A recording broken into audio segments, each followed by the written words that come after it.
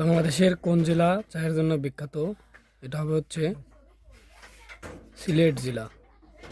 বাংলাদেশের কোন জেলা চায়ের জন্য বিখ্যাত? সিলেট জেলা। চা চাষের জন্য কত ডিগ্রি সেলসিয়াস তাপমাত্রার প্রয়োজন? চা চাষের জন্য 16 থেকে 17 ডিগ্রি সেলসিয়াস তাপমাত্রার প্রয়োজন। সিলেটে প্রচুর চা জন্মাবার কারণ কি? সিলেটে প্রচুর চা জন্মাবার কারণ কি? পাহাড় ও প্রচুর বৃষ্টিপাতের কারণে সিলেটে চা জন্মায়। ছায়াময়ী অর্থকারী ফসল কোনটি? ছায়াময়ী অর্থকারী ফসল কোনটি? এটা হবে হচ্ছে চা।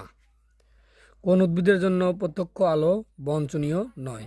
এটা হবে চা। বাংলাদেশে প্রথম চা চাষ আরম্ভ হয় কবে? 1840 সালে। চা চাষ আরম্ভ হয় 1840 সালে। বাংলাদেশে প্রথম চায়ের চাষ আরম্ভ হয় কোথায়? সিলেটের মালনীছড়ায়। উপমহাদেশের প্রাচীনতম চা বাগান কোনটি? উপমহাদেশের প্রাচীনতম চা বাগান হচ্ছে মালনীছড়া।